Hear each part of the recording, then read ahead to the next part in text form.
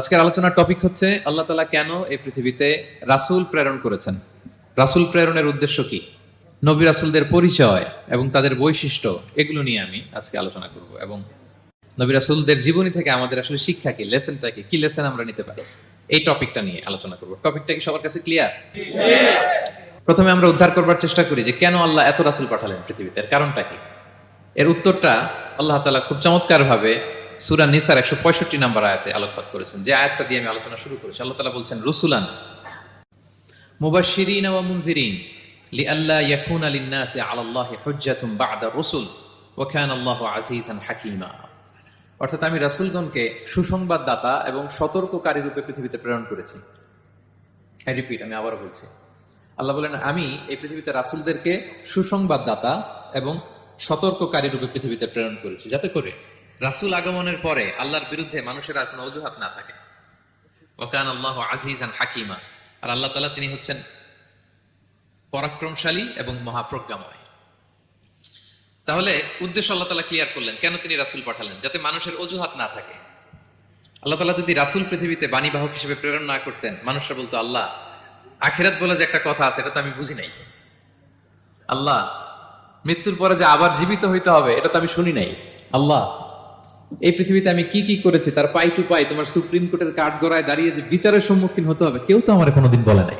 এজন্য আল্লাহ বলেন আমি পৃথিবীতে রাসূল পাঠিয়েছি, যাতে করে মানুষের কোনো এক্সকিউজ না থাকে। আচ্ছা বলেন তো, এখন কি কেউ আল্লাহরে বলতে পারবে আল্লাহ বিচার যে হবে এটা তো আমি জানি না? বলতে পারবে? আল্লাহ আখিরাত বলে যে একটা কথা আছে, পুনরুত্থান, পুনর্জীবিত হইতে হবে, আবার বিচারের সম্মুখীন হইতে হবে, জান্নাত জাহান্নাম আছে, এগুলো তো কোনোদিন আমি শুনি নাই। এই কথা, এই এক্সকিউজ তোলার কোনো সুযোগ কি আর আছে? No excuse will be granted that day, dear brothers and sisters. সেদিন কোনো এক্সকিউজ আল্লাহ তাআলা গ্রহণ করবেন না, কারণ আল্লাহ তাআলা রাসূলদেরকে প্রেরণ করেছেন। তারা আমাদেরকে বিস্তর বর্ণনা করে জানিয়ে গিয়েছে। এবং কেন রাসূলদেরকে প্রেরণ করেছেন, আল্লাহ বলেন যে দুইটা প্রাইম রেসপন্সিবিলিটি দিয়ে আমি রাসূলদেরকে প্রেরণ করেছি। এক নাম্বার মুবাশশিরিন, তারা সুসংবাদদাতা। তারা আমাদেরকে জানিয়েছে এই পৃথিবীতে যদি আমরা ভালো কাজ করি, এক আল্লাহর ইবাদত করি, কারো হক নষ্ট না করি, তাহলে আমরা জান্নাতে যেতে পারবো। জান্নাতের সুসংবাদ তারা দেন। They are the bearer of glad tidings, they are the bearer of paradise. তারা জান্নাতের সুসংবাদদাতা। রাসূলদের দুই নাম্বার প্রাইম রেসপন্সিবিলিটি হচ্ছে মুনজিরিন, তারা সতর্ককারী। তারা আমাদেরকে এই মর্মে সতর্ক করেছেন যে পৃথিবীতে যদি আল্লাহর ইবাদত না করে শিরক করো, বিদআত করো, এই পৃথিবীর বুকে যদি ফাসাদ করো, যদি সীমা লঙ্ঘন করো, যদি অন্যের অধিকার নষ্ট করো, তাহলে তোমাদেরকে জাহান্নামের আযাব ভোগ করতে হবে। ঠিক কি? তাহলে দুইটা প্রাইম রেসপন্সিবিলিটি। রাসূলরা হচ্ছেন মুবাশশিরিন, সুসংবাদদাতা, জান্নাতের সুসংবাদ দিয়েছেন। তারা ভালো কাজ করলে জান্নাতে যাওয়া যাবে। পাশাপাশি তারা হচ্ছেন সতর্ককারী। কিসের সতর্ককারী? জাহান্নামের ব্যাপারে সতর্ককারী। এই পৃথিবীতে ফাসাদ করলে, আল্লাহ তাআলার অবাধ্য হলে জাহান্নামে যেতে হবে। এবং রাসূল পাঠানোর মধ্য দিয়ে আল্লাহ তাআলা এক্সকিউজ দেওয়ার সুযোগ বন্ধ করে দিয়েছেন। কোনো এক্সকিউজ আর দেওয়া চলবে না। তাহলে পৃথিবীতে কেন আল্লাহ তাআলা রাসূল পাঠালেন, এই পয়েন্টটা কি সবার কাছে ক্লিয়ার? আচ্ছা, ক্লিয়ার। আমরা সামনের দিকে এগোই। এরপর আল্লাহ তাআলা বলেছেন এই পৃথিবীতে যত জাতি গোষ্ঠী আছে, সব জাতির কাছে আমি রাসূল পাঠিয়েছি। ওয়া ইম মিন উম্মাতিন ইল্লা খালা ফিহা নাযীর। যত জাতি, যত নেশন এই পৃথিবীতে এসেছে, সব জাতিকে সতর্ক করবার জন্য, ইনস্ট্রাক্ট করবার জন্য, গাইড করবার জন্য আমি রাসূল পাঠিয়েছি। এমন কোন জাতি নাই যে জাতির মধ্যে আল্লাহ রাসূল পাঠায় নাই, সবাই রাসূল পেয়েছে। রাসূলরা হচ্ছেন আল্লাহ তাআলার পক্ষ থেকে চোজেন এবং সিলেক্টেড। রাসূলদেরকে সিলেক্ট করেছে কে? আল্লাহ। তিনি বলেন ওয়া ইন্নাহুম ইনদানা লামিনাল মুস্তাফাইনাল আখিয়ার। নবীরা হচ্ছে আমার কাছে মনোনীত, আমি তাদেরকে মনোনীত করেছি এবং তারা হচ্ছে সর্বশ্রেষ্ঠ মানুষ। তার মানে এই আয়াত থেকে বোঝা গেল নবীরা সিলেক্টেড, তারা ইলেক্টেড না। ইলেকশন করে নবী হওয়া যায় না, নবী সিলেক্টেড এর মাধ্যমে হইতে হয়, সিলেকশনের মাধ্যমে। আর সিলেক্ট করেন কে? আল্লাহ। চুজ করেন কে? আল্লাহ। ইলেকশন করে নবী হওয়া যায়? আমরা পৃথিবীর সবাই মিলে যদি ভোট দেই, আল্লাহ আমরা সবাই ভোট দিলাম, এই হচ্ছে রাসূল, তাকে রাসূল হিসেবে আপনি কবুল করেন, হবে? ইলেকশনে ভোট দিলে আমাদের সাথে যদি ম্যানকাইন্ডের সাথে জিন কাইন্ডও যুক্ত হয়, জিনেরাও যদি বলে আল্লাহ আমরাও আছি, আমরাও দিলাম একটা করে ভোট, হবে? রাসূল হবে? ফেরেশতারাও যদি যুক্ত হয়, ফেরেশতারাও যদি বলে, মানুষও ভোট দিল, জিনেরাও দিল, ফেরেশতারাও দিল, প্রত্যেকে একটা করেই দিল, ধরেন প্রত্যেকের ভোট গণনা করার পরে দেখা গেল বিশাল ভোট কাউন্ট হয়েছে। এখন তাদের এই ভোটের উপর ভিত্তি করে রাসূল হবে কেউ? হবে? কারণ নবী ইলেকশনে হওয়া যায় না, নবী হয় সিলেকশনে। আর সিলেক্ট করেন কে? আল্লাহ। আল্লাহু ইয়ালামু হাইসু ইয়াজআলু রিসালাতাহু, কাকে রাসূল বানাবেন, কাকে তিনি নবী হিসেবে অ্যাপয়েন্ট করবেন, এটা তিনিই জানেন। শুধুমাত্র কেবলমাত্র একমাত্র আল্লাহ তাআলা solely এটাকে কন্ট্রোল করেন। কেউ চাইলে কারো ভোটে, কারো ইলেকশনে নবী হওয়া যায় না। নবীরা হচ্ছেন সিলেক্টেড, চুজেন পার্সোনালিটি বাই আল্লাহ সুবহানাহু ওয়া তাআলা। তাহলে নবীরা নির্বাচিত নন, ওনারা মনোনীত। নবীরা কি নির্বাচিত? নবীরা মনোনীত। এখন কতজন নবী রাসূল আল্লাহ তাআলা পাঠিয়েছেন? আল্লাহ তাআলা সুস্পষ্ট করে জানাননি কতজন। কিছু কিছু হাদিস থেকে পাওয়া যায় লক্ষাধিক রাসূল, নবী এবং রাসূল আল্লাহ তাআলা পৃথিবীতে পাঠিয়েছেন। কিন্তু কোরআন আল কারিমে এই লক্ষাধিক নবী রাসূলের সবার কথা আল্লাহ তাআলা আমাদেরকে শোনাননি।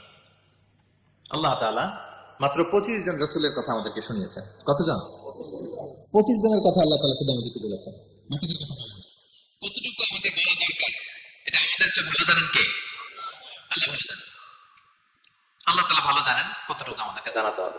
যত রাসূল তিনি পাঠিয়েছেন, যত নবী পাঠিয়েছেন, সবার কথা যদি আল্লাহ কোরআনে বলতেন, তাহলে কোরআন কি মাত্র 611 পৃষ্ঠার একটা বই হতো? 10 খণ্ড, 15 খণ্ড, 20 খণ্ড। তখন আমরা হাফেজ হতে পারতাম? হ্যাঁ, আমরা হাফেজ তরিকুল ইসলাম পাইতাম তখন? হ্যাঁ, তাকরিম পাইতাম? তখন তো হাফেজ হওয়া যেত না। এটা যদি 15 খণ্ড 20 খণ্ডের বিশাল ভলিউম হয়, হাফেজ হওয়া যেত না। এজন্য আল্লাহ তাআলা সব নবীদের কথা আমাদেরকে শোনায় নাই, মাত্র 25 জন নবীর কথা কোরআনে আল্লাহ শুনিয়েছেন। কতজন? আল্লাহ বলেন রুসুলান কদ কাসাসনাহুম আলাইকা মিন ক্বাবলু ওয়া রুসুলান লাম নাকসাসহুম আলাইক। নবী হে, অনেক রাসূলের কথা আপনাকে শুনিয়েছি, আবার অনেক রাসূলের কথা আমি শোনাইনি। যাদের কথা শোনানোর প্রয়োজন মনে করেছি তাদের কথাই আমি শুনিয়েছি। তাহলে আমরা বুঝলাম কোরআনে বর্ণিত হয়েছে কয়জন নবী রাসূলের নাম? সবাই বলবেন আওয়াজ করে, কয়জন? 25 জন।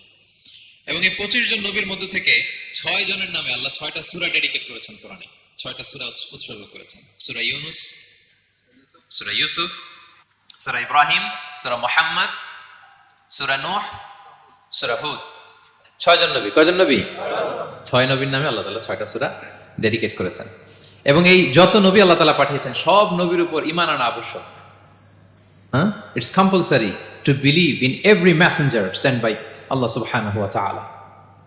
টু ভ্যালিডেট আওয়ার ফেথ, আমাদের ঈমানটাকে প্রিজার্ভ করার জন্য সব নবীর উপর আমাদের ঈমান আনতে হবে। সব নবী। আমরা যে ঈমান আনি, ঈমানে মুফাসসাল, যেখানে 7টা বিষয়ের উপর বিস্তারিত ঈমানের যে ঘোষণা আমরা দেই, আমরা তো বলি যে ঈমান একটা মুজমাল আর একটা কি মুফাসসাল। ঈমানে মুফাসসালে 7টা বিষয়ের প্রতি ঈমান আনতে হয়। আমানতু বিল্লাহি ওয়া মালাইকাতিহি ওয়া কুতুবিহি, তারপরে ওয়া রুসুলিহি। পাইছেন? ওয়াল ইয়াউমিল আখিরি ওয়া বিল কদরি খাইরিহি ওয়া শাররিহি মিনাল্লাহি তাআলা ওয়াল বা'সি বা'দাল মাউত। এই 7টা বিষয়ের উপর বিস্তর ঈমান আমাদের আনতে হয়। এই 7টার মধ্যে রাসূলদের ব্যাপার আছে না নাই? রাসূলদের উপর ঈমান আনতে হবে। যদি না আনি তাহলে আরকানুল ঈমান পূর্ণ হলো না, আমার ঈমান পরিপূর্ণ হবে না। তাহলে রাসূলদের উপর পূর্ণাঙ্গ ঈমান আনা এটা আবশ্যক। এবং এই সকল নবী এবং রাসূলদের একটাই ধর্ম ছিল। ধর্মটার নাম কি? সবাই বলুন, কি নাম? সবার একটাই ধর্ম। সব নবীর একটাই ধর্ম। কারণ আল্লাহর কাছে মনোনীত ধর্ম কয়টা? একটা। ইন্নাদ দীনা ইনদাল্লাহিল ইসলাম। আল্লাহর কাছে মনোনীত একটাই ধর্ম, সেটা হচ্ছে ইসলাম। এই যে ইহুদি বলে, নাসারা বলে, এগুলো ধর্ম না। এগুলো বংশ, গোষ্ঠী, জাতির নাম অনুসারে নামকরণ করা হয়েছে। যেমন নাসারা এসেছে, ঈসা আলাইহিস সালামের মা মারিয়াম ফিলিস্তিনের নাসিরিয়া শহরে জন্মগ্রহণ করেছেন। নাসিরিয়া, ওইখান থেকে আসছে নাসারা। ইয়াকুব আলাইহিস সালামের 10 ছেলে, এই 10 ছেলের মধ্যে থেকে এক ছেলের নাম হচ্ছে ইয়াহুদা। এই ইয়াহুদা থেকে এসেছে ইহুদি। কিন্তু সব নবীর ধর্ম একটা। আওয়াজ করে বলুন তো সবাই, সেটা কি? ইসলাম। সবার ধর্ম একটা ছিল ইসলাম। বিষ্ণু ইসলাম বলেন ওয়াল আম্বিয়াউ ইখওয়াতুন লিআল্লাতিন। সেই বুখারীর বর্ণনা, নবীগণ হচ্ছে একে অন্যের বৈমাত্রেয় ভাইয়ের মতো। বৈমাত্রেয় ভাই মানে মা ভিন্ন কিন্তু বাবা এক, এরকম হয় না? ধরেন আমার বাবা যদি একাধিক বিয়ে করে, তো প্রত্যেক স্ত্রী গর্ভে যদি সন্তান আসে, তো আমরা সবাই তো ভাই, কি বলেন? কিন্তু মা ভিন্ন। মা কি? তবে বাবা এক। নবীদের দৃষ্টান্তটা এরকম, আল আম্বিয়া ও ইখওয়াতুন লিআল্লাত। নবীরা হচ্ছেন বৈমাত্রেয় ভাইয়ের মতো, তাদের মা ভিন্ন কিন্তু বাবা এক। বিষ্ণু ইসলাম বলেন উম্মাহাতুহুম শাত্তা ওয়া দীনুহুম ওয়াহিদ। তাদের শরীয়ত, তাদের বিধিবিধান এটা ভিন্ন ভিন্ন, কিন্তু তাদের দিন কি? এক, সেটা হচ্ছে ইসলাম। সকল নবীর ধর্মের নাম হচ্ছে ইসলাম। যেমন ইব্রাহিম আলাইহিস সালামের ব্যাপারে আল্লাহ তাআলা বলেন মা কানা ইব্রাহিমু ইয়াহুদিয়ান ওয়ালা নাসরানিয়ান ওয়ালাকিন কানা হানিফাম মুসলিমা ওয়া মা কানা মিনাল মুশরিকিন। নবী ইব্রাহিম আলাইহিস সালাম উনি ইহুদিও ছিলেন না, নাসারাও ছিলেন না, উনি একনিষ্ঠ মুসলিম ছিলেন। কি ছিলেন? আল্লাহ নবী ইউসুফ আলাইহিস সালাম উনি সবসময় আল্লাহর কাছে দোয়া করতেন, আল্লাহ তাওয়াফানি মুসলিমান ওয়াল হিকনি বিসসালিহিন, আল্লাহ তুমি আমাকে মুসলিম হিসেবে মৃত্যু দিও আর সৎকর্মশীলদের সাথে অন্তর্ভুক্ত করে নিও। তো উনি মুসলিম না হলে এই দোয়া করতেন, আল্লাহ মুসলিম হিসেবে মৃত্যু দিও। সুলাইমান আলাইহিস সালাম রানী বিলকিসের কাছে একটা চিঠি লিখেছেন। এই চিঠি আবার পাঠিয়েছেন হুদহুদ পাখিকে দিয়ে। হুদহুদ পাখি ঠোঁটে করে এটা কামড় দিয়ে নিয়ে বিলকিসের রাজপ্রাসাদের ভেন্টিলেশনের ভিতর দিয়ে ঢুকে বিলকিস লাঞ্চ করে বিশ্রাম নিতেছিল, এর বুকের উপরে চিঠিটা রেখে ফুরুত করে উড়াল দিছে হুদহুদ। খুলে দেখে অদ্ভুত এক চিঠি, ইন্নাহু মিন সুলাইমান ওয়া ইন্নাহু বিসমিল্লাহির রহমানির রহিম। তো বিলকিসকে উদ্দেশ্য করে সুলাইমান আলাইহিস সালাম বলেছিলেন, আল্লাহ তাআলু আলাইয়া ওয়া তুনি মুসলিমিন, বিলকিস অবাধ্য হয়েও না, বাড়াবাড়ি করো না, মুসলিম হয়ে আমার কাছে ফিরে আসো। কোন নবী বলছেন? তো উনি যদি মুসলিম না হতেন, উনি মুসলিম হওয়ার আহ্বান করতেন? প্রিয় ভাইরা, তাহলে সব নবীর ধর্ম একটা, সেটা কি? ইসলাম। সব নবী একই ধর্মের অনুসারী ছিলেন। এ পর্যায়ে আমরা কমন প্রফিটিক ফিচার্স, 10টা কমন ফিচার আছে যেটা সব নবীদের ক্ষেত্রে প্রযোজ্য। সব নবীদের ক্ষেত্রে এই ফিচারগুলো পাওয়া যায়। এই 10টা কমন ফিচার নিয়ে আলোচনা করবো ইনশাআল্লাহ। এই 10টা কমন ফিচারের 1 নম্বর হচ্ছে আল ওয়াহি। সকল নবীকে আল্লাহ তাআলা ওহী পাঠিয়েছেন, রেভেলেশন, প্রত্যাদেশ। ওহী মানে সিক্রেট মেসেজ, যেটা নবী শোনে আর আল্লাহ জানে, দুনিয়ার মানুষ এটা শোনে, নবীরা বললে কেবল শোনে। সুবহানাল্লাহ। সব নবীকে আল্লাহ এই ওহীটা পাঠিয়েছেন। জিবরাইল আলাইহিস সালাম মারফত ওহী পাঠিয়েছেন, অথবা সরাসরি কিতাব পাঠিয়েছেন, কিংবা সহিফা পাঠিয়েছেন। আল্লাহ তাআলা ইরশাদ করছেন, ইন্না আওহাইনা ইলাইকা কামা আওহাইনা ইলা নূহি ওয়ান নাবিয়িনা মিন বা'দি। নবী নূহ আলাইহিস সালামের পরে সব নবীদের কাছে আমি যেমনি ওহী পাঠিয়েছি, আপনার কাছেও আমি এভাবে ওহী পাঠিয়েছি। সব নবীদের কাছে আমি এভাবে ওহী পাঠিয়েছি। সূরা বাকারার শুরুতে মুত্তাকিদের সংজ্ঞা দিতে যে আল্লাহ তাআলা বলেন, ওয়াল্লাযীনা ইউমিনুনা বিমা উনজিলা ইলাইকা ওয়া মা উনজিলা মিন ক্বাবলিক ওয়া বিল আখিরাতি হুম ইউকিনুন। মানে নবী হে, মুত্তাকি তো তারা যারা আপনার উপর যে কিতাব নাজিল হয়েছে এটার উপরও ঈমান আনে, ওয়া মা উনজিলা মিন ক্বাবলিক, এর আগে যত কিতাব নাজিল হয়েছে তার উপরও ঈমান আনে। তা আমরা যদি শুধু কোরআনের উপর ঈমান আনি হবে? তার আগে যত কিতাব, আসমানি কিতাব নাজিল হয়েছে এগুলোর উপরও ঈমান আনার দরকার আছে না নাই? বলেন বলেন। তাওরাতের উপর ঈমান আনতে হবে, জাবুর, ইনজিল, সুহুফ ইব্রাহিম ও মূসা, সবগুলোর উপর ঈমান আনতে হবে। তো এই ওহীগুলো আল্লাহ তাআলা নাজিল করেছেন। তাহলে 1 নাম্বার কমন ফিচার হচ্ছে আল্লাহ তাআলা ওহী পাঠিয়েছেন, সব নবীকে ওহী দিয়েছেন। 2 নাম্বার ফিচার হচ্ছে same language of the people. নবীকে আল্লাহ তাআলা যেই জাতিগোষ্ঠীর কাছে পাঠিয়েছেন তিনি ওই জাতির ভাষাতেই কথা বলেছেন। ধরেন মালয় এলাকাতে যদি আল্লাহ নবী পাঠান আর ওই নবী যদি আরবিতে কথা বলে, তা আমাদের মালয়েশিয়ান ভাইরা বুঝবে? আচ্ছা, আরব দেশে যদি আল্লাহ একজন নবী পাঠান, ওই নবী ধরেন যে ম্যান্ডারিনে কথা বলে, চাইনিজ ভাষায়, আরবরা বুঝবে? চায়নাতে ধরেন আল্লাহ তাআলা এক নবী পাঠালো, সে ওখানে যে হিন্দি ভাষায় কথা বলে, চাইনিজ লোকেরা বুঝবে না। তাহলে যেই জাতির কাছে আল্লাহ পাঠাইছেন ওই জাতির ভাষা দিয়ে আল্লাহ নবীকে পাঠাইছেন। সুবহানাল্লাহ। আল্লাহ তাআলা ইরশাদ করেন, ওয়ামা আরসালনা মির রাসূলিন ইল্লা বিলিসানি কওমিহি লিউবাইয়িনা লাহুম। আল্লাহ তাআলা যত রাসূল পৃথিবীতে প্রেরণ করেছেন, বিলিসানি কওমি, যে জাতির কাছে প্রেরণ করেছেন ওই জাতির ভাষায় প্রেরণ করেছেন, যাতে করে নবীর কথা এরা বুঝে। নবীরা এসেছেন বাণীবাহক হয়ে। এখন এই বাণী যদি বুঝতে না পারে তাহলে কাজ হবে? এজন্য প্রত্যেক নবীকে আল্লাহ তাআলা যে জাতির কাছে পাঠিয়েছেন ওই জাতির ভাষায় পাঠিয়েছেন। 3 নম্বর হচ্ছে সকল নবীকে আল্লাহ তাআলা very good standard of character দিয়েছেন। চারিত্রিক দৃষ্টিকোণ থেকে অতুলনীয় ছিল এক একজন নবী, পা থেকে মাথা পর্যন্ত কালো দাগ খোলার মতো কিছু ছিল না। আল্লাহু আকবার। মাসুম ছিল। আহলে সুন্নাত জামাতের আকীদা হচ্ছে প্রত্যেক নবী ছিলেন মাসুম, কোনো গুনাহ করেন না, নিষ্পাপ প্রতিটা নবী। সর্বোত্তম চরিত্র দিয়ে আল্লাহ তাআলা, অনুপম চরিত্র দিয়ে আল্লাহ তাআলা তাদেরকে পাঠিয়েছেন। আল্লাহ তাআলা বলেন, ওয়া ইন্নাকা লাআলা খুলুকিন আযীম, and verily you are on a very good standard of character. নবী হে, আপনি চমৎকার একটা ক্যারেক্টারের উপর প্রতিষ্ঠিত। আপনার আচরণের মতো, ক্যারেক্টারের মতো আচরণ অতুলনীয়, পৃথিবীতে দ্বিতীয়টা খুঁজে পাওয়া যায় না, ঠিক কিনা? কারণ নবীরা যদি মডেল হন, তাদের আচরণ যদি ভালো না হয়, তাহলে মানুষ কি তাদেরকে গ্রহণ করবে? মানুষ তো তাদের কাছ থেকে শিখবে, জানবে। তাই জন্য তাদের আচরণ চমৎকার হওয়ার দরকার আছে না নাই? চমৎকার আচরণ, চমৎকার চারিত্রিক মাধুর্য দিয়ে আল্লাহ তাআলা পৃথিবীতে এক একজন নবীকে প্রেরণ করেছেন। সব নবীরা ভেরি গুড স্ট্যান্ডার্ড অফ ক্যারেক্টারের অধিকারী ছিল। 4 নম্বর হচ্ছে প্রত্যেক নবীকে আল্লাহ তাআলা মিরাকেল দিয়েছেন, মানে মুজিজা, as a proof of their prophethood. তাদের নবুয়তির প্রমাণ হিসেবে আল্লাহ তাআলা তাদেরকে মিরাকেল দিয়েছেন, মুজিজা। যেমন সালেহ আলাইহিস সালামকে আল্লাহ তাআলা মুজিজা দিয়েছিলেন। তার জাতির কাছে যখন তিনি দাওয়াত দিলেন, তারা বলল, সালেহ তুমি যে নবী এটা আমরা বুঝবো কি করে? এক শর্তে আমরা তোমার উপর ঈমান আনতে পারি। সাল্লাল্লাহু আলাইহি ওয়াসাল্লাম বললেন, কি শর্ত? বলতেছে, এই যে পাহাড় দেখো, এই পাহাড়ের ভেতর থেকে যদি একটা উট বের করো, 10 মাসের গর্ভবতী একটা উট, উটটা বেরোবে, বেরোয় বাচ্চা দিবে, সাথে সাথে আমরা উটের দুধ দহন করে খাবো, এরপর আমরা ঈমান আনবো। চিন্তা করছেন কত শর্ত? পাহাড়ের ভেতর থেকে কি বের করে দেখাইতে হবে? উট। উনি আল্লাহর কাছে দোয়া করলেন, আল্লাহ বললেন কবুল। তবে কথা না শুনলে কিন্তু খবর আছে, বলছে ঈমান আনবে, ঈমান না আনলে কিন্তু খবর আছে। উনি দোয়া করলেন, আল্লাহ কবুল করলেন। পাহাড় বিদীর্ণ হয়ে একটা বিশাল আকৃতির উট বেরোয় আসলো, 10 মাসের গর্ভবতী উট। মুহূর্তে এটা ডেলিভারি করলো একটা উটের বাচ্চা, এবং দুধ দিতে আরম্ভ করলো, ওলান ভর্তি দুধ। সবাই পেট ভরে দুধ খেলো। খাওয়ার পরে কয় তুমি জাদুকর। খাওয়ার পরে সাল্লাল্লাহু আলাইহি ওয়াসাল্লাম কি বলে? ইউ আর এ ম্যাজিশিয়ান, তুমি জাদুকর, তুমি তো বড় ভেলকিবাজ সালে, তুমি পাহাড়ের ভিতরে ভেলকি ঢুকাই দিছো। আল্লাহ তাআলা তাদেরকে একটা সাউন্ড ধ্বনি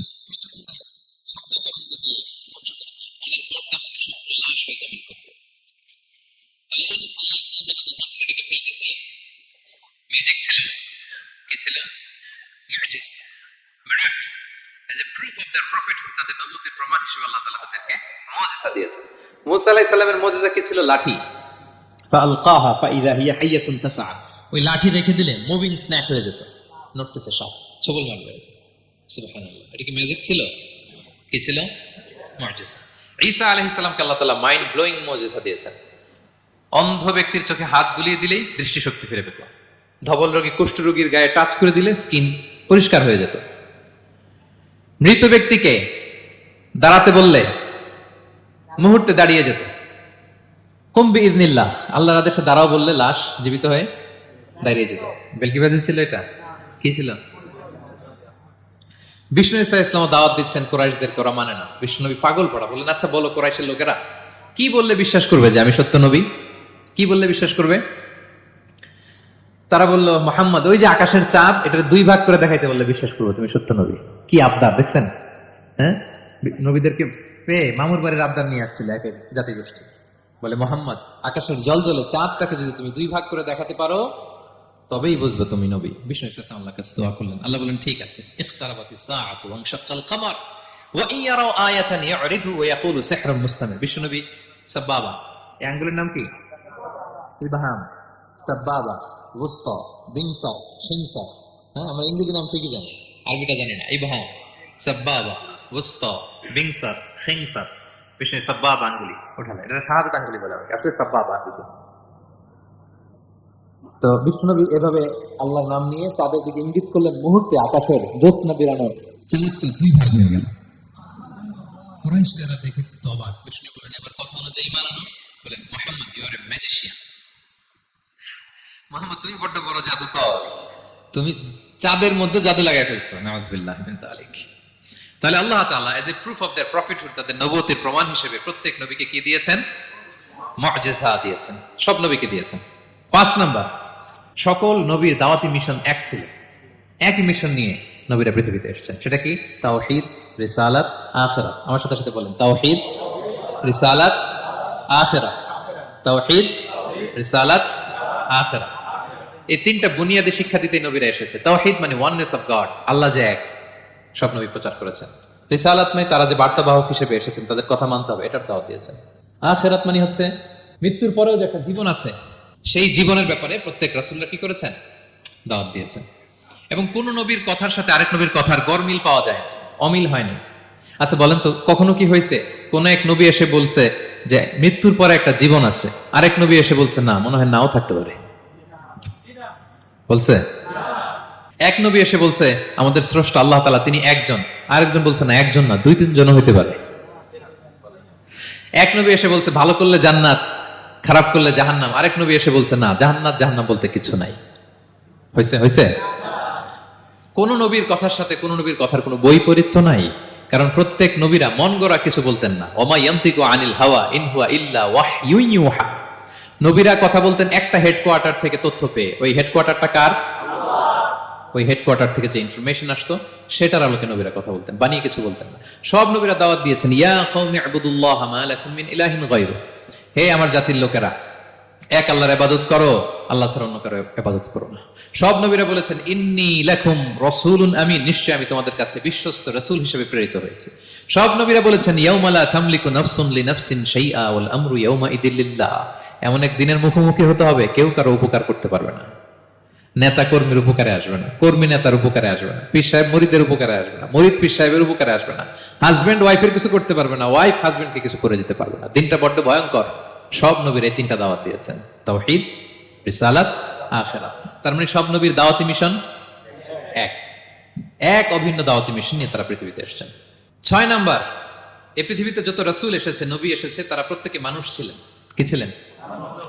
নাকি জিন ছিল? ফেরেশতা? প্রেরিত সব নবীরা কি ছিল? মানুষ ছিল। মক্কার কুরাইশরা বলতো, মা লিহাযা রাসূলি ইয়াকুলু আত-তাআমা ওয়া ইয়ামশি ফিল আসওয়াক। ব্যাপার কি, মুহাম্মদ আবার কেমনে রাসূল হয়? আমরাও বাজারে যাই, উনিও যায়, আমরাও বিয়ে করি, উনিও বিয়ে করে, আমাদেরকে মারলে কাটলে লাল রক্ত, ওনার রক্ত বের হয়। তো তারা চাচ্ছিল, তারা বলতেছিল যে মানুষ না দিয়ে আল্লাহ যদি ফেরেশতা পাঠাইতো নবী হিসেবে, তাইলে না ভালো হইতো। তালবাহান, এটার কি বলে? ফেরেশতা পাঠালে কি বলতো জানেন? ফেরেশতা পাঠালে বলতো, ফেরেশতাদের তো ক্ষুধা লাগে না, এরা বুঝবে কি আমাদের কষ্ট? ফেরেশতাদের তো জৈবিক চাহিদা নাই, এরা কেমনে বুঝবে? ফেরেশতাদের তো খারাপ কাজ করার প্রবণতা, টেন্ডেন্সি নাই। আমাদের যে কষ্ট, দুঃখ, ফিলিং, সেটা তো ফেরেশতারা বুঝে না। ফেরেশতারা কেমনে আমাদের নবী হয়, এটা বলতো, ঠিক না? বলে কেমন রাসূল, আমরা যা করি তাই করে। আল্লাহ বলেন, সব নবীকে আমি মানুষ হিসেবে প্রেরণ করেছি। বিষ্ণু ইসলাম বলেন, ইন্নামা আনা বাশারুম মিসলুকুম, নিশ্চয় আমি তোমাদের মতোই মানুষ। তোমাদের মতোই কি মানুষ। তো পার্থক্য হচ্ছে ইউহা ইলাইয়া, আমার কাছে ওহী আসে, প্রত্যাদেশ আছে আল্লাহ তাআলার পক্ষ থেকে। তাহলে 6 নম্বর যেই কমন ফিচার আমরা জানলাম, আল্লাহর পাঠানো সবগুলো নবী এবং রাসূল তারা কি ছিলেন?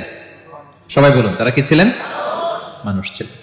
7 নম্বর কমন ফিচার হচ্ছে, আল্লাহর পাঠানো সব নবী এবং রাসূলরা ওনারা পুরুষ ছিলেন। কি ছিলেন? কোন নবী কি নারী ছিল বলেন তো? হ্যাঁ, নারী নবী আছে? নাই। নবী হওয়ার জন্য ম্যাসকুলিনিটি শর্ত, পুরুষ হওয়া শর্ত। কারণ নবীকে অনেক বড় বড় জিনিসের নেতৃত্ব দিতে হবে, মাঝে মাঝে মিলিটারি তৈরি করতে হবে, লিডারশিপ লাগবে, যুদ্ধ পরিচালনা করতে হবে। নারীদের পক্ষে এটা সম্ভব? কঠিন। আমাদের বোনদের অনেক ধরনের দুর্বলতা আছে, তাদের মাসে কিছুদিন তারা আল্লাহর আদেশে অসুস্থ থাকে, ঠিক কিনা? পিরিয়ড তাদের চলে, ওই সময় সালাত পড়তে পারে না, অনেক প্রতিবন্ধকতা তাদের আছে। বাচ্চা যদি ধারণ করে পেটে 9 মাস, ওনারা অসুস্থ। শেষের মাসগুলোতে তো কঠিন, জটিল অবস্থা। বাচ্চা ডেলিভারির পরেও 40 দিন ব্লিডিং আছে না নাই? তাহলে অনেক ধরনের জটিলতা আল্লাহ তাআলা ওনাদের দিয়েছেন। এজন্য আল্লাহ তাআলা নবুয়তের গুরু দায়িত্ব, এটার জন্য আল্লাহ তাআলা পুরুষদেরকে সিলেক্ট করেছেন। আলহামদুলিল্লাহ বলেন। তাহলে যত নবী এবং রাসূল পৃথিবীতে এসেছিল, ওনারা পুরুষ ছিল। আল্লাহ বলেন, ওয়ামা আরসালনা মিন ক্বাবলিকা ইল্লা রিজালান নূহি ইলাইহিম। নবী হে মুহাম্মদ, আপনার আগে যত নবী এবং রাসূলকে আমি পৃথিবীতে প্রেরণ করেছি, তাদেরকে পুরুষ হিসেবে প্রেরণ করেছি, কোন নারীকে আমি নবুয়তের মর্যাদা দেই নাই। 8 নাম্বার, প্রত্যেক নবীকে আল্লাহ তাআলা একটা গ্রুমিং, একটা ট্রেনিং সেশনের মধ্য দিয়ে নিয়েছেন। সেটা কি? সেটা হচ্ছে, সবাইকে আল্লাহ তাআলা শেফার্ড হিসেবে কাজ দিয়েছিলেন, রাখাল হিসেবে। পৃথিবীর সব নবীরা ছাগল চড়াতেন, সব, আদম আলাইহিস সালাম থেকে শুরু করে বিষ্ণু ইসা ইসলাম পর্যন্ত। সুবহানাল্লাহ পড়বেন না? বিষ্ণু ইসা ইসলাম বলেন, মা বাআসাল্লাহু নাবিয়্যান ইল্লা রাআল গানাম। আল্লাহ এমন কোন নবী পাঠায় নাই যেই নবী ছাগল চড়ায় নাই। সব নবী। সাহাবারা অবাক হয়ে বললেন, ওয়া আনতা ইয়া রাসূলুল্লাহ, হে নবী আপনিও ছাগল চড়িয়েছেন? বিষ্ণু বললেন, হ্যাঁ, আমি তো অল্প কিছু পারিশ্রমিকের বিনিময়ে মক্কার লোকদের ছাগল চড়িয়ে দিতাম। সুবহানাল্লাহ। কেন সব নবীকে দিয়ে আল্লাহ ছাগল চড়ালেন? এই ট্রেনিং সেশন, গ্রুমিং সেশন কেন? কারণ ছাগলকে একসাথে বসানো কঠিন। ছাগল একটু কি বলে, একটু টেরা টাইপের প্রাণী, কথা শুনতে চায় না। ধরেন যে সারা সপ্তাহ আপনি খুব ব্যস্ত, একদিন সুযোগ পাইছেন সপ্তাহে যে আজকে আমি ফ্রি আছি, যাই পুকুরে যাই, আমিও গোসল করি, ছাগলটারও গোসল করাই। এটা ধরে যদি এখন পুকুরের দিকে টান দেন, কি করবে? পা দুইটা এমন শক্ত করে মাটিতে ধরে রাখবে, আপনি যত টানবেন ওর ঘাড়ের চামড়া ছিঁড়ে যাচ্ছে, তারপরেও আসে না। এরপর ছাগলগুলোর একসাথে রাখা কঠিন, একটা নেচে ওদিকে যায়, আরেকটা লাফ দেয় এদিকে, আরেকটা ওইদিকে। এদেরকে যদি কেউ একত্রিত করতে পারে, তাহলে এই জাতিকে, মানব জাতিকে একত্রিত করে তার জন্য একেবারে সহজ, পানিবান, ঠিক কিনা? এই জন্য আল্লাহ এই মানব গোষ্ঠীর উপর লিডারশিপ কায়েমের আগে ছাগল চড়িয়েছে। এবং যারা মরুভূমিতে ছাগল চড়ায়, যে শেফার্ড গুলো, যেই রাখাল গুলো, তাদের অনেক শক্তিশালী হইতে হয়। গায়ে শক্তি না থাকলে ছাগল চড়ানো যায় না, কিন্তু লাঠি নিয়ে হই হই করে পিছনে দৌড়াইতে হয়, নেকড়ের ছোবল থেকে ছাগলগুলোকে রক্ষা করতে হয়, বাঘ, নেকড়ে এগুলো থেকে বাঁচাইতে হয়। তার মানে এটা করার মধ্য দিয়ে এই জাতিকে কিভাবে জাহান্নামের আগুন থেকে বাঁচাবে, নবীদের ওই ট্রেনিং হয়ে যায়। সুবহানাল্লাহ। ছাগলের দিক ওদিক দৌড়াতে থাকে, এদেরকে যেমনি একত্রিত করতে হবে, নবীদের কাজও হচ্ছে মানব গোষ্ঠীকে ইউনাইটেড করা, একত্রিত করা। এজন্য আল্লাহ তাআলা মা বাআসাল্লাহু নাবিয়্যান ইল্লা রাআল গানাম, এই পৃথিবীতে এমন কোন নবী পাঠান নাই যেই নবীকে দিয়ে আল্লাহ তাআলা ছাগল চড়ান নাই। সব নবীর মধ্যে এটা কমন। 8 নম্বর পয়েন্ট। 9 নম্বর পয়েন্ট হচ্ছে enmity from their own people.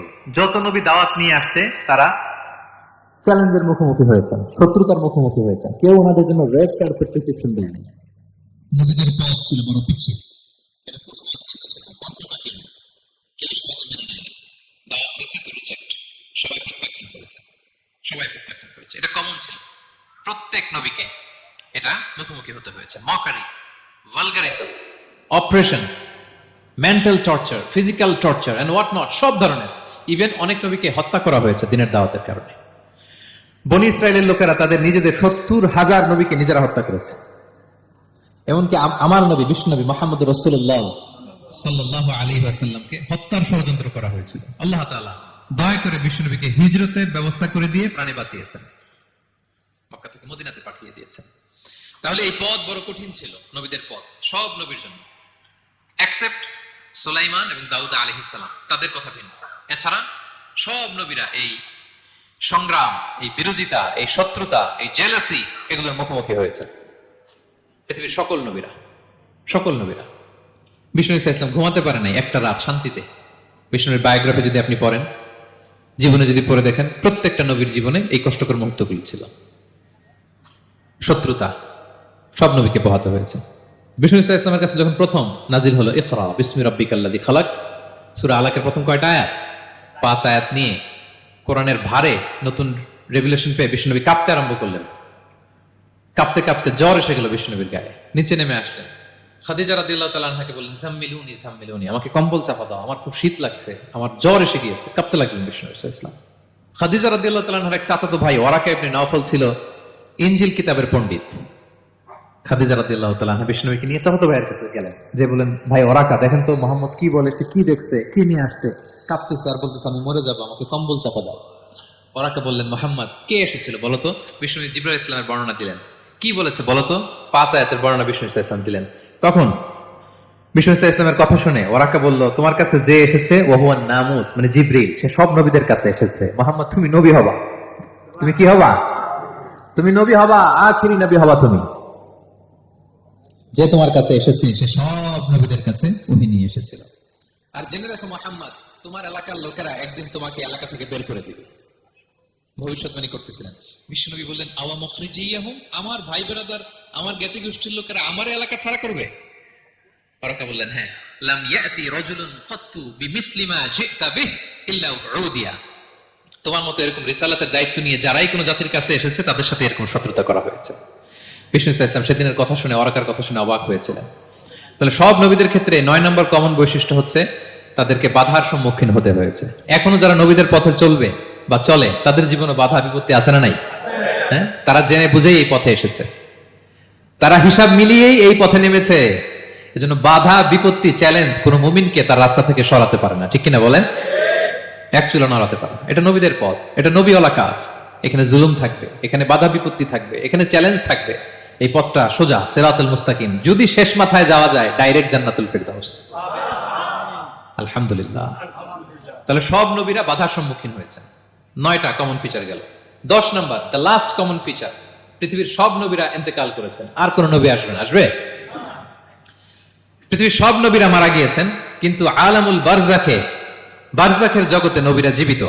I repeat, আমি আবারও বলি, প্রত্যেক নবী তার কবরে জীবিত আলামুল বারজাখে।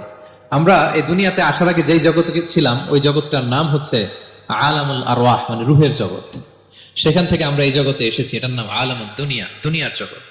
আবার মৃত্যুর পরে যে নতুন এক্সটেশনে আমরা যাব, সেটার নাম হচ্ছে আলামে বারজাখ, বারজাখের জগৎ। নবীরা ওই বারজাখের জগতে জীবিত। বিষ্ণু ইসলাম সুনান আবু দাউদের হাদিসে বলেন যে, ইন্নাল্লাহা হাররামা আলাল আরদি আন তাকুলা আজসাদাল আম্বিয়া, আল্লাহ তাআলা এই জমিনকে, নবীদের দেহকে কনজিউম করাকে হারাম করে দিয়েছেন। মানে জমিনের জন্য নবীদের লাশকে পচিয়ে ফেলা, খেয়ে ফেলা হারাম।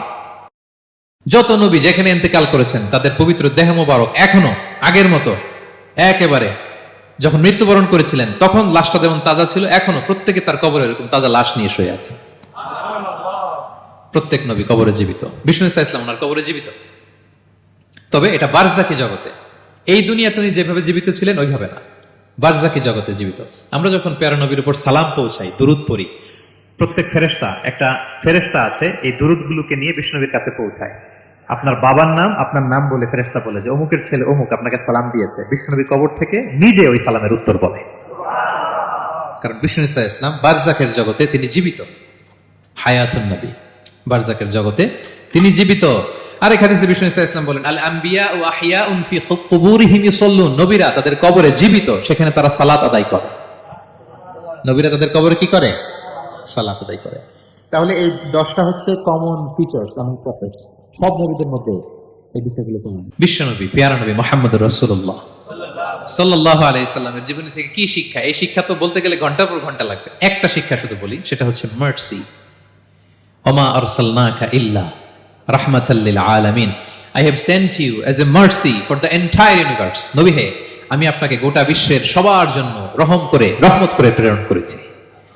তিনি মানুষের জন্য রহমত, তিনি প্রাণীর জন্য রহমত, তিনি পাখির জন্য রহমত, তিনি স্ত্রীদের জন্য রহমত, তিনি উম্মতের জন্য রহমত, তিনি তার ফলোয়ার সাহাবীদের জন্য রহমত। ঠিক কিনা?